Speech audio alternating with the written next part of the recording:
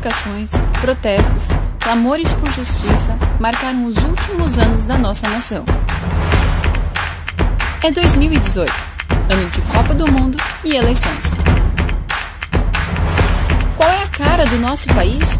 O que queremos mudar? O que nos define como brasileiros? Que país é esse? Estamos dando início à nossa série Que País é Esse? E, de fato, é um ano muito importante do nosso país.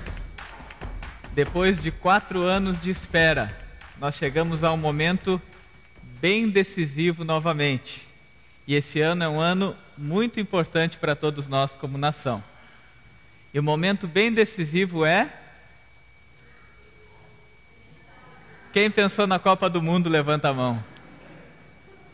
Tem 2 que pensaram na Copa do Mundo, o Nato e o Regis. Quem pensou nas eleições, levanta a mão. Alguns nem entenderam o que eu perguntei, né? Ficaram... Essa provocação, na verdade, não é minha, é do professor Mário Cortella, filósofo, que ele disse que alguma coisa está mudando no nosso país. Quando um país, em ano de Copa do Mundo como o nosso, começa a falar mais de eleições, por ser um ano importante do que Copa do Mundo, que nós devemos começar a perceber que algo está acontecendo na nossa nação. Que algo está acontecendo, mesmo que nós não tenhamos dimensão total do que significa isso. Isso nos leva a uma reflexão, nos leva a pensar e a, de fato, buscar entender que país é esse. Eu não posso dar sequência a esse tema sem lembrar, mais uma vez, como aquilo que Deus faz é precioso. Eu comentei no lançamento da série semana passada. Há 2 anos atrás, nós preparamos as séries de todo o ano, e para dezembro nós havíamos preparado uma série, pensando no nascimento de Jesus, chamada Um Presente para Você. E exatamente naquela série, havia um dia que nós escolhemos que o tema seria Jesus é um presente de consolo para você. Essa mensagem foi a mensagem do domingo posterior à tragédia da Chapecoense, que foi de uma segunda para terça. E domingo Deus estava querendo falar para todos nós que Ele é um presente de consolo para toda a humanidade. Essa série agora, Que País é Esse?, estava preparada desde janeiro. E mal sabíamos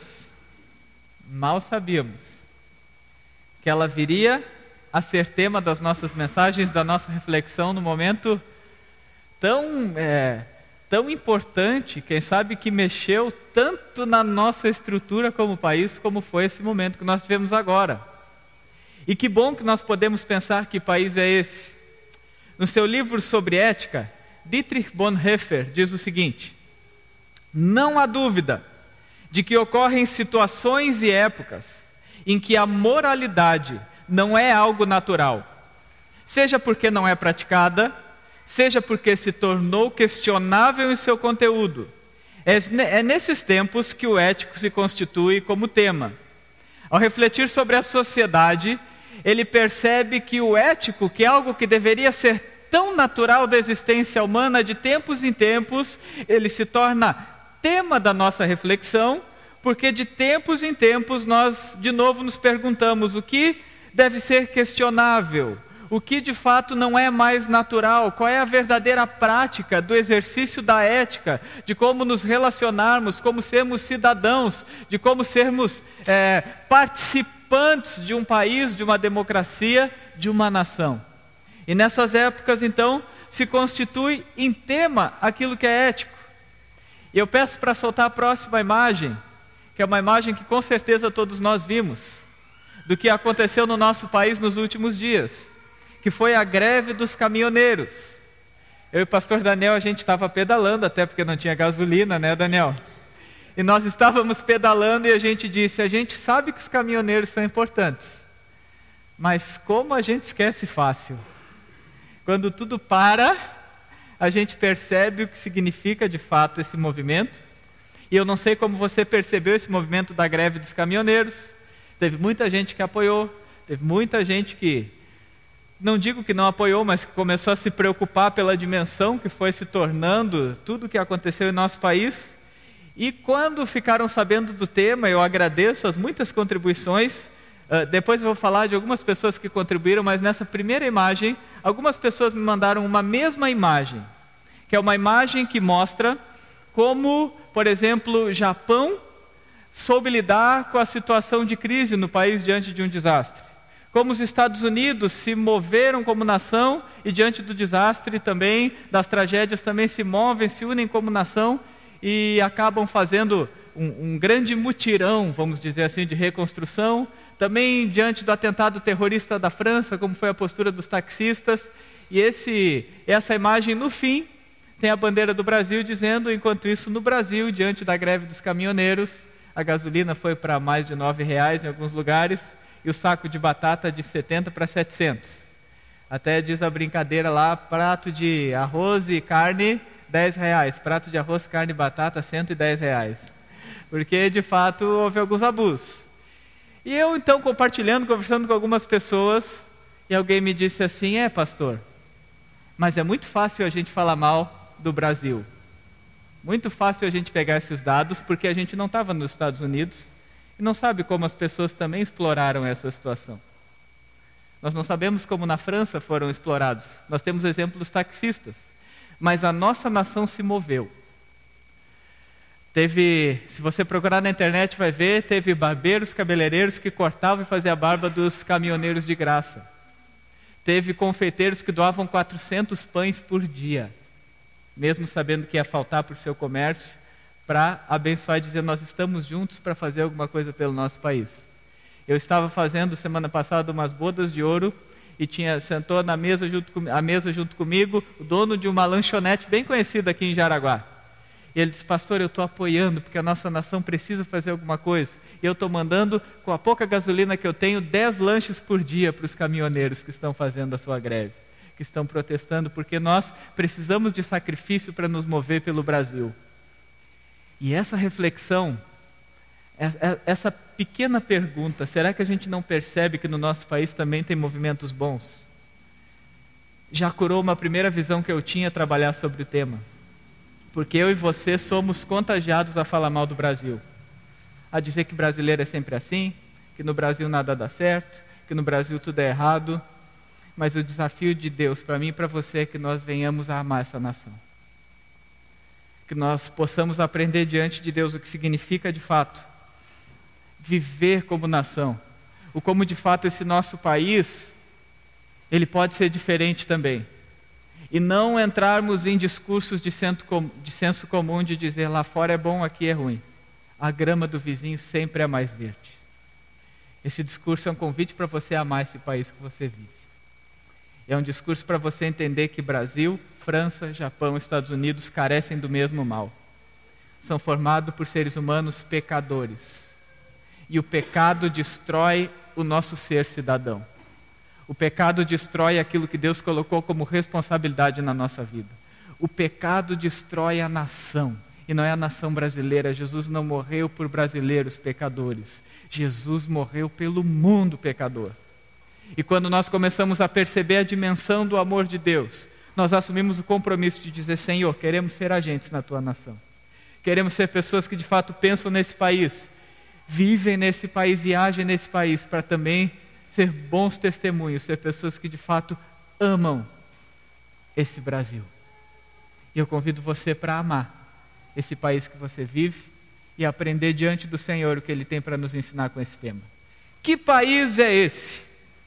Essa pergunta que norteia a nossa série, o nosso primeiro tema hoje é sobre algo muito típico do ser brasileiro, que é o famoso jeitinho brasileiro. Para minha pesquisa, para montar essa palestra, eu contei com a ajuda e eu conversei com muita gente muito querida, muito importante, e só gente de peso. E peso daí no sentido de conhecimento. Eu conversei, por exemplo, com o Martin Weingärtner, diretor da FATEV, pedi para ele escrever para mim, ex-diretor da FATEV, para ele escrever um pouco para mim como ele entendia e como ele via o jeitinho brasileiro, que país é esse. Eu escrevi, pedi ajuda do Léo, que está aí, o Leonardo, doutor em História, para ele me ajudar nessa reflexão de pensar no tema, entender que país é esse. Eu escrevi também para o Cícero, professor de Direito, advogado, que esteve com a gente em Altos Papos, para que ele escrevesse para mim que país é esse. Eu escrevi para duas figuras que amam esse país e que já fazem parte dele, que é o Scott e a Patsy. para dizer para eles que país é esse e como é esse jeitinho brasileiro na visão de vocês. Uma coisa que chamou a minha atenção é que todos eles, ao falar de jeitinho brasileiro, tinham duas considerações. Primeiro, existe o lado bom do jeitinho brasileiro, e segundo, existe o lado ruim do jeitinho brasileiro. Porque quando nós pensamos na palavra jeitinho brasileiro, logo já vem o lado ruim, o pejorativo. Aquilo que a gente já sabe o que é e que o Scott e a Petz provavelmente precisaram aprender, que é típico do nosso país. Que é o jeitinho brasileiro dessa cultura que nós vivemos. E nós queremos então pensar um pouco sobre esse tema. Eu não vou citar quem falou o quê, mas tem a contribuição deles e muitas dessas reflexões. E também tem um material de pesquisa que nos ajuda a ir entrando e se envolvendo nesse tema. E para isso eu descobri que um primeiro livro que dá a base para esse termo jeitinho brasileiro é um livro chamado Raízes do Brasil, escrito por Sérgio Buarque de Holanda, no ano de 1936, aonde, em tese, ele tenta responder: o que é o brasileiro? O que é o Brasil? O que nós somos e nos faz ser como somos. E uma das coisas que ele tenta trabalhar é tentar descobrir de onde surge então essa ideia, esse termo jeitinho brasileiro, por que nós brasileiros temos essa característica desse jeitinho. E uma das reflexões que ele traz é que nós somos seres, com um termo que ele usa chamado homem cordial. Que eu vou gastar um tempo explicando esse termo do homem cordial. Que o homem cordial, segundo ele, é o homem que age a partir do coração. Que um homem que age a partir da emoção, que é uma característica muito presente no nosso país e que faz parte da nossa história como nação. Para você ter uma ideia, os primeiros exploradores do nosso país, quando vieram as primeiras navegações portuguesas no interesse de explorar a nossa nação, de explorar os índios, eles perceberam que os índios eram pessoas bondosas, que adoravam ganhar presentes. Então, apesar de, é claro, nós sabemos ao lado da história que houveram guerras, que houve opressão, mas que ao tentar negociar com o Brasil, com os brasileiros, com os índios que viviam aqui, a cultura de exploração, os exploradores criavam vínculos de amizade com os índios, por eles serem bondosos e gostarem de presentes. Eles exploravam, mas eles davam tapinha nas costas. Eles chamavam de amigão. Não sei se os índios entendiam, mas eles falavam alguma coisa. E a cultura foi sendo criada, o Brasil foi sendo colonizado, não com a base na ética do trabalho e na racionalização, mas na base da cordialidade. Na base de começar a formar pessoas e começar a formar uma nação que os nossos negócios são feitos com tapinhas nas costas, são feitos com uma intimidade, com uma afetividade típica de casa, que se transforma para tudo que é tipo de relacionamento. E se essa marca é verdadeira, nós precisamos começar a perceber se não é assim que funciona esse nosso jeitinho brasileiro, de ter sido desde a nossa colonização, um país marcado pela emoção, um país marcado pelos relacionamentos amigáveis, que antes do negócio, ou independente do valor e da grandeza do negócio, o importante é como nós somos tratados nesse negócio. Não é assim que você faz?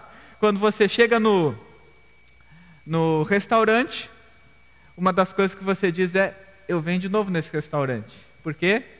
Porque o garçom é muito gente boa. O cara que vai te vender sapato, ele primeiro tenta ser teu amigo, para depois mostrar o sapato. Já percebeu? E aí, meu amigão, tudo certo? Né? Vem tipo propaganda das Casas Bahia, assim.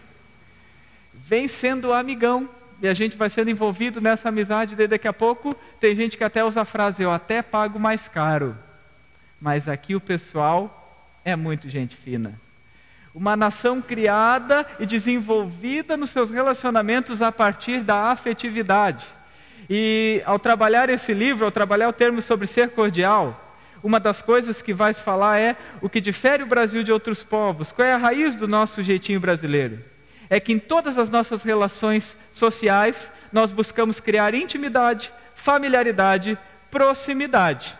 No campo político, os políticos criam uma maneira de apresentar sua imagem próxima, familiar do povo em tempos de campanha política. Essa característica de querer transformar nossas relações em relações familiares nos torna seres cordiais.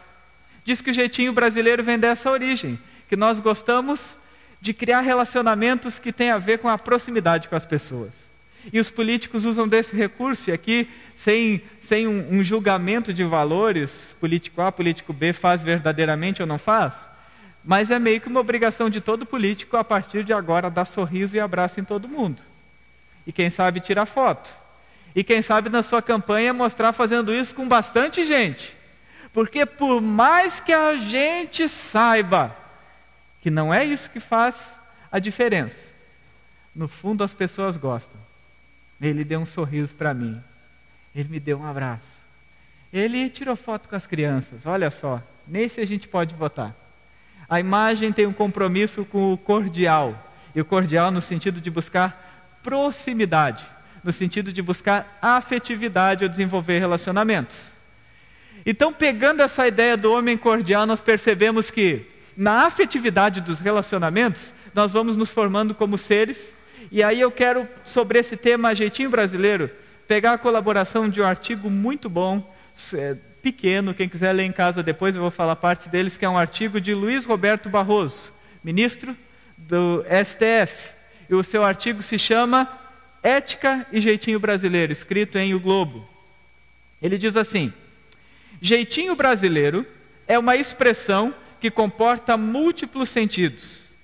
Na sua faceta positiva, o jeitinho se manifesta em algumas características da alma nacional. Uma certa leveza de ser, que combina afetividade, bom humor, alegria de viver e uma dose de criatividade. Esse é o lado bom que deve ser preservado. Quem de nós já não deu boas risadas ao ver o que nós brasileiros somos capazes de fazer nas crises? Quem chegou a ver algum vídeo na greve dos caminhoneiros virou festa. Tinha churrasquinho com linguicinha na beira da estrada e gente comemorando. O brasileiro tem uma criatividade, uma leveza em lidar com os sofrimentos da vida. Eu lembro dos meus tempos que nós moramos no sertão nordestino, incrível.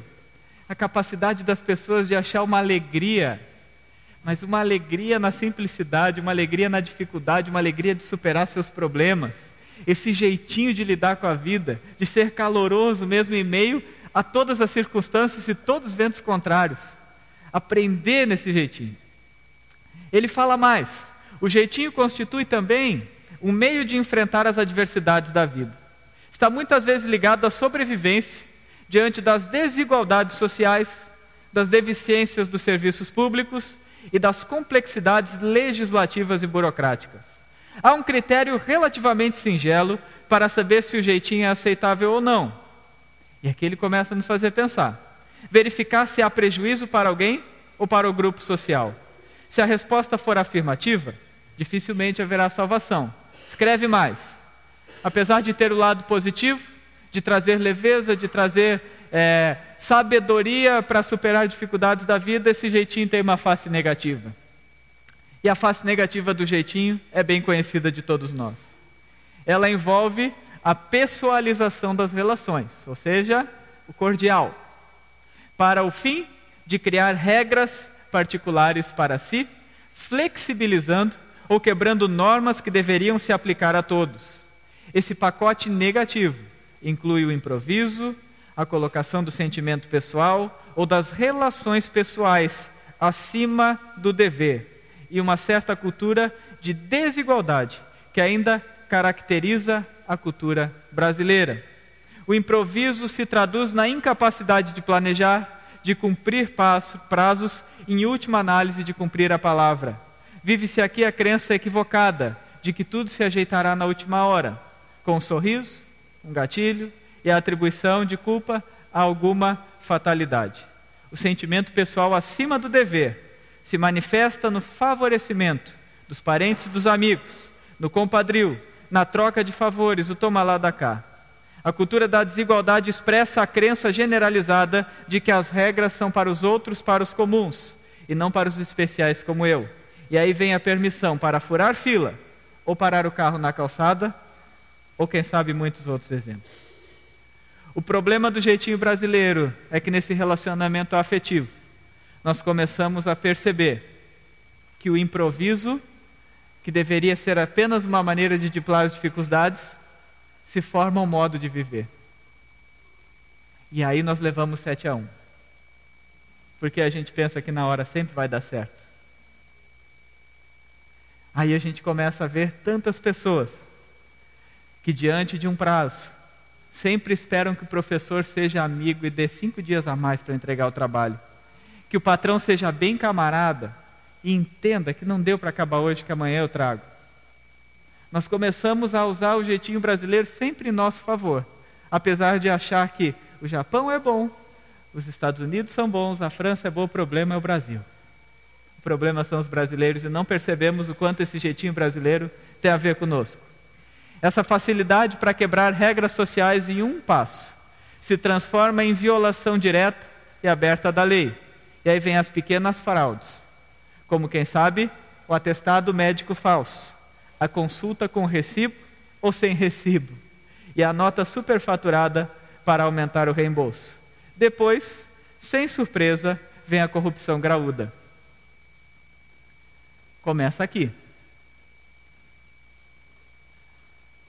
E a motivação, o mecanismo, inclusive tem uma série Mecanismo, que move as grandes corrupções, tem a mesma origem da pequena corrupção que os brasileiros, que quem sabe eu, quem sabe você, quem sabe não, que nós fazemos dia a dia, quando entendemos que quando é conosco, nós esperamos um bom amigo, um bom patrão, alguém que entenda que não deu para fazer.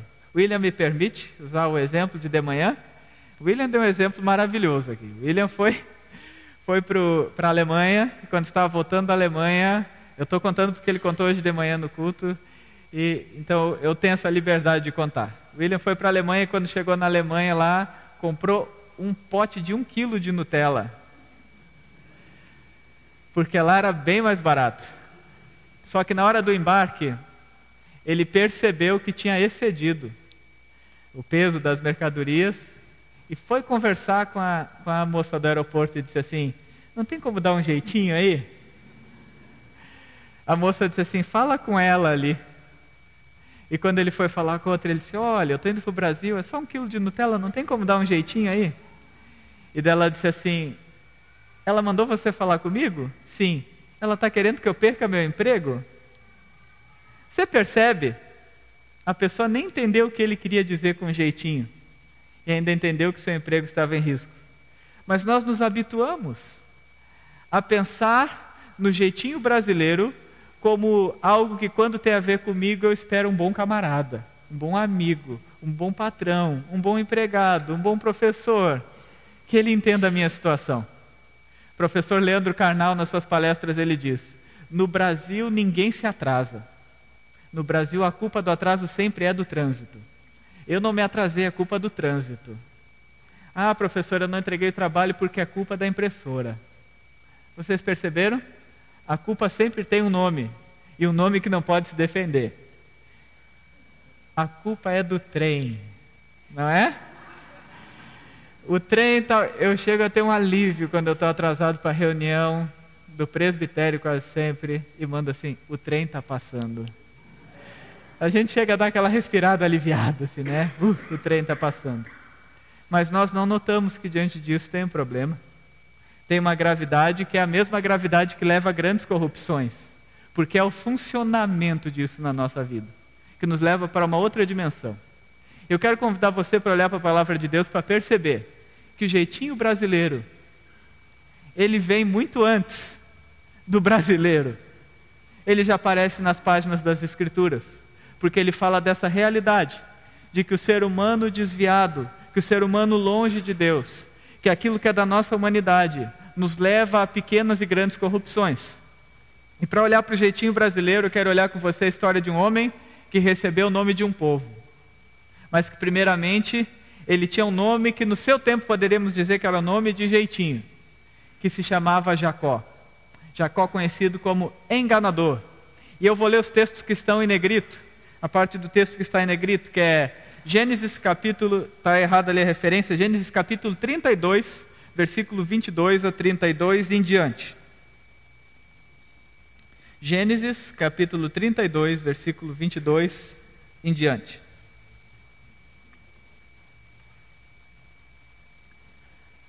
O texto nos diz assim: Jacó luta com Deus. Naquela noite, Jacó levantou-se, tomou suas 2 mulheres, suas 2 servas e seus 11 filhos para atravessar o lugar de passagem do Jaboque. Depois de havê-los feito atravessar o ribeiro, fez passar também tudo o que possuía, e Jacó ficou sozinho. Então veio um homem que se pôs a lutar com ele até o amanhecer. Quando o homem viu que não poderia dominá-lo, tocou na articulação da coxa de Jacó, de forma que lhe deslocou a coxa, enquanto lutavam. Então o homem disse: deixe-me ir, pois o dia já desponta. Mas Jacó lhe respondeu: não te deixarei ir, a não ser que me abençoes. O homem lhe perguntou: qual é seu nome? Jacó, respondeu ele. Então disse o homem: seu nome não será mais Jacó, mas sim Israel, porque você lutou com Deus e com homens, e venceu. Prosseguiu Jacó: peço-te que digas o teu nome. Mas ele respondeu: por que pergunta o meu nome? E o abençoou ali. Jacó chamou aquele lugar Peniel, pois disse: vi Deus face a face, e todavia minha vida foi poupada. Ao nascer do sol, Peniel, mancando por causa da coxa, atravessou Peniel mancando por causa da coxa. Por isso, até o dia de hoje, os israelitas não comem o músculo ligado à articulação do quadril, porque nesse músculo Jacó foi ferido. 33. Quando Jacó olhou e viu que Esaú estava se aproximando com 400 homens, dividiu as crianças entre Lia, Raquel e as 2 servas. Colocou as servas e seus filhos à frente, Lia e seus filhos depois, e Raquel com José por último. Ele mesmo passou à frente e, ao aproximar-se de seu irmão, curvou-se até o chão 7 vezes. Mas Esaú correu ao encontro de Jacó, abraçou-se ao seu pescoço e o beijou. E eles choraram. Até aqui. Jeitinho brasileiro. Quando nós pensamos no jeitinho como algo que é um conjunto de dribles, é um conjunto de momentos em que nós usamos daquilo que é relacional para obter e para tirar vantagem própria, independente da lei. Quando isso é feito para o bem pessoal ou para apenas os meus interesses, se constitui em pecado na minha vida. O jeitinho de lidar com as coisas para o meu benefício é pecado na minha vida. E nós vemos isso presente em todos os momentos em que Jacó usou desse jeitinho. O seu nome já indicava que ele era isso mesmo, enganador, uma característica dele. E em Gênesis capítulo 25, a partir do versículo 19, nós temos a história de quando Jacó tinha um desejo. O seu desejo era receber o direito de filho mais velho, que era do seu irmão Esaú, que nasceu primeiro. E Jacó, a Bíblia nos conta que ele viu seu irmão Esaú morrendo de fome e começa então a preparar um prato de lentilha, e chega Esaú desesperado de fome. Já Esaú, um homem da caça, o homem do trabalho braçal, o homem que chega, quem pegou já pesado no serviço sabe o quanto a gente come, quanto dá vontade de comer aquelas comidas assim, né, que enche um morrão assim. Eu fico imaginando Esaú de longe, ainda trabalhando e sentindo o cheirinho da lentilha, que provavelmente era uma das suas comidas preferidas, para Jacó fazer, tentando usar o jeitinho para conquistar algo que ele não conseguia pela lei natural. E ele, usando do seu jeitinho, então ele começa a preparar aquele prato de lentilha, e o cheiro vai contagiando Esaú, e Esaú chega e diz: por favor, Jacó, estou morrendo de fome, eu vou morrer se eu não comer essa comida, consegue um pouquinho de lentilha para mim? Jacó olha para ele e diz: consigo, mas a gente dá um jeitinho aqui, né? Eu te dou a lentilha, mas você me dá o seu direito de filho mais velho. Esaú reluta um pouco, mas daqui a pouco ele diz: tá bom, pega esse direito. Jacó usa de um jeitinho, em busca de um benefício próprio, para burlar a lei, para tirar a ordem natural das coisas. Ele se beneficia. Um outro texto ainda no episódio com o seu irmão, quando em Gênesis 27, esse direito que ele já tinha ouvido da boca de seu irmão que teria, agora o desafio era usar do seu jeitinho, driblar a lei para contagiar o pai. E a sua mãe entra na trama, e os dois conseguem fantasiar Jacó de Esaú. Ele não tinha pelo, Esaú era peludo, então encheram o braço dele de pelo. Fizeram uma comida, Fizeram todo o processo. Isaac não estava enxergando direito que era seu pai. Só que de repente diante dele estava o filho Jacó, que deu um jeitinho, que driblou, que levaram o irmão Esaú para longe. E ele então, driblando aquela situação, ele encontra um jeitinho de se dar bem naquela situação. Com a ajuda da sua mãe. A sua mãe o ajuda e ele recebe o direito de filho mais velho, que era herança para o seu irmão. Com isso acontece que há um verdadeiro rompimento no relacionamento entre Esaú e Jacó. E começa uma marca que é característica de quem dá jeitinho. Ele precisa fugir. Ele precisa fugir porque ele não tem como estar diante da realidade. Ele precisa dar um jeito de driblá-la. Então ele faz isso. E aí nós entramos em Gênesis 28. Quando Jacó, ainda nessa sua fuga, pega no sono. E lá ele tem diante dele um sonho de uma escada que subia e descia. E quem sabe pela primeira vez na sua vida ele percebe: Deus está nesse lugar e eu não sabia. Deus se aproxima de mim. Deus me conhece na minha fuga. Entramos em um outro episódio da vida de Jacó, que é em Gênesis 30, quando ele usa do seu jeitinho brasileiro para se dar bem nos negócios.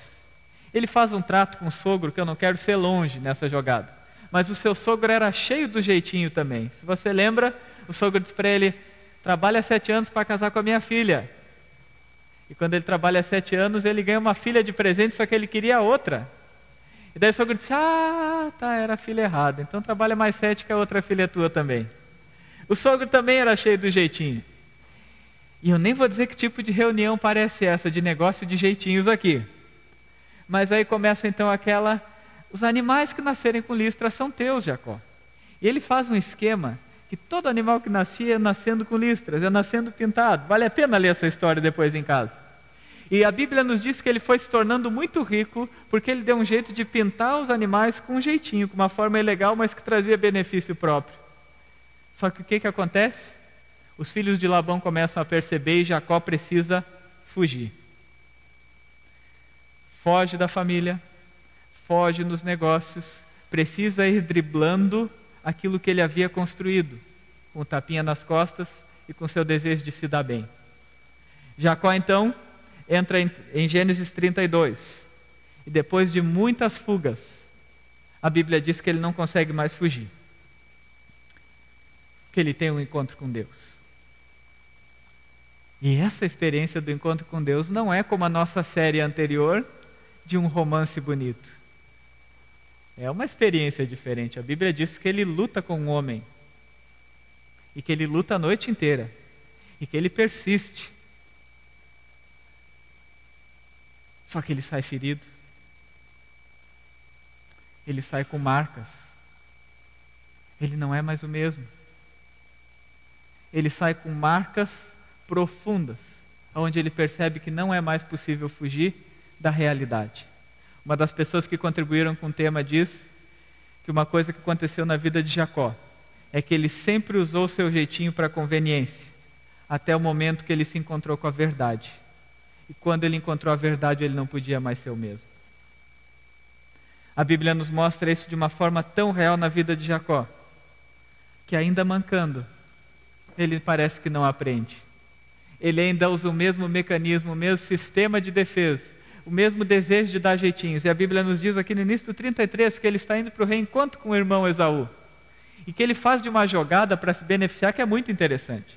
Esaú estava furioso com ele. Então ele coloca as crianças, ele coloca as mulheres na frente, o filho que ele gostava mais, que era José, ele coloca um pouquinho mais atrás, e ele foi lá atrás, para que o seu irmão se sensibilizasse. Só que uma coisa que ele percebe é que ele não precisava de nada daquilo. Porque o Esaú que encontrou Jacó, era alguém que estava dizendo para ele: eu estou aqui porque eu te amo. Não é pelos teus argumentos, não é pela tua capacidade, eu estou aqui porque eu te amo, para de fugir. Quem sabe essa mensagem é tão real para nós, porque diz que o nome dele se tornou Israel, ou seja, o povo de Deus leva o nome dele. Quando ele percebe que na sua vida, as suas tentativas de fuga, o seu benefício próprio, o seu desejo de burlar tudo que era possível para se dar bem acaba vazio, acaba em fuga, acaba em desespero, acaba em feridas. Quando ele é confrontado com a verdade, quando ele encontra a verdade, ele encontra a graça de Deus. A nossa nação é formada por mim e por você, com os nossos jeitinhos. Os nossos jeitinhos de driblar o pecado. Os nossos jeitinhos de tirar vantagem. E quantas vezes a gente se dá bem? E quantas vezes esse se dá bem se transforma em fuga? Foge para lá. Esconde aqui. Que bom que ninguém percebeu que você foi egoísta naquela situação. Que bom que ninguém viu. Ah, que bom que eu, na minha consciência, descubro os meus direitos. Mas uma hora a verdade nos encontra. E quando a verdade nos encontra, não dá mais para driblar nada. É a hora de enfrentar essa luta, esse trabalho que traz feridas, mas que nos leva adiante para ser diferentes. Ah, se Deus tocar cada um de nós com essa mensagem, se nós começarmos a perceber que o jeito de Deus para a nossa vida transforma os nossos jeitinhos, nós vamos passar a entender aonde de fato nós precisamos ser habilidosos. Nossa habilidade não em se dar bem, mas a habilidade em abençoar e ajudar o próximo. William lembrou um outro versículo de manhã, que é quando Jesus diz para os seus discípulos: seja o seu sim, sim, e o seu não, não. O que passar disso vem do maligno.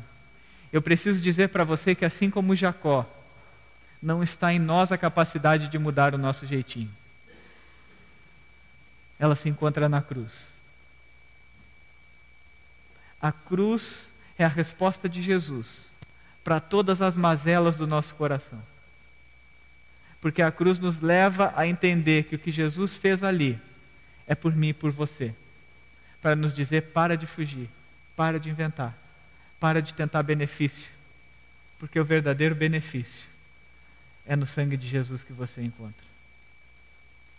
A verdadeira transformação da nação está diante da cruz. Quando eu e você percebemos que é na cruz que nós não temos mais lugar para fugir, mas é ali que nós somos abraçados. Entregue as suas mazelas diante de Deus nessa noite e permita que, quem sabe, o enganador se transforme no povo de Deus. O driblador se transforme no abençoador, para que as marcas do amor de Deus contagiem a tua vida e a tua família. Eu poderia gastar um longo tempo para dizer algo que foi comum entre todos que eu ouvi também, e que também estava no nosso texto. Existe um jeitinho de driblar a rigidez, a burocracia e tantas outras coisas, que é um jeitinho abençoador, que é quando nós colocamos acima de toda a lei o amor e usamos a nossa vida para o benefício de outras pessoas. O problema é que muitas vezes, ou na maioria das vezes, as únicas vantagens que nós queremos é para aumentar o nosso salário, para melhorar a nossa casa, para cuidar da nossa família.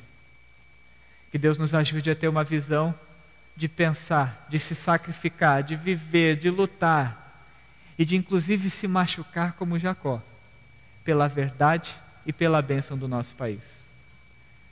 Pastor, estou mandando 10 lanches com a pouca gasolina que eu tenho.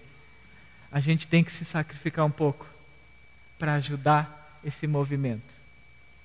Qual sacrifício você está disposto a pagar para a transformação da sociedade, para a transformação dessa nação?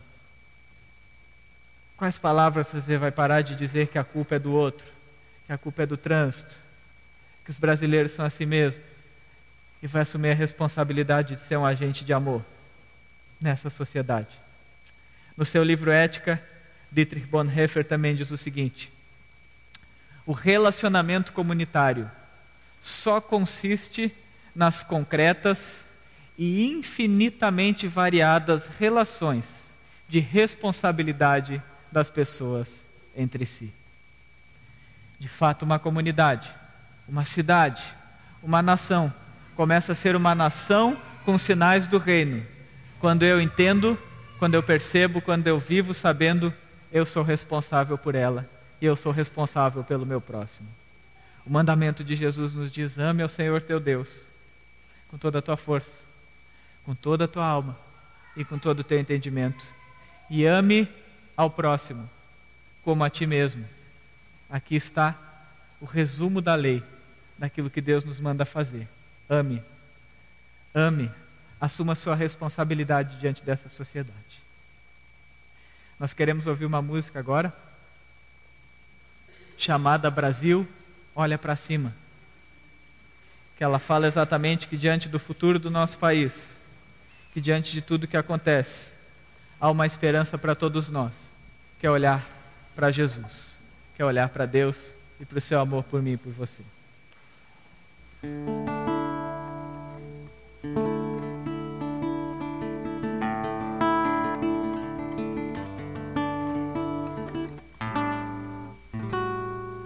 Como será o futuro do nosso país? Surge a pergunta no olhar e na alma do povo. Cada vez mais cresce a fome nas ruas, nos morros. Cada vez menos dinheiro para sobreviver. Onde andará a justiça, outrora perdida? Some a resposta na voz e na vez de quem manda. Homens com tanto poder e nenhum coração. Gente que compra e que vende a moral da nação. Brasil, olha pra cima. Existe uma chance de ser novamente feliz, feliz. Brasil, há uma esperança. Volta teus olhos pra Deus, justo juiz. Brasil, olha pra cima. Existe uma chance de ser novamente feliz, feliz. Brasil, há uma esperança. Volta teus olhos pra Deus, justo juiz. Como será o futuro do nosso país?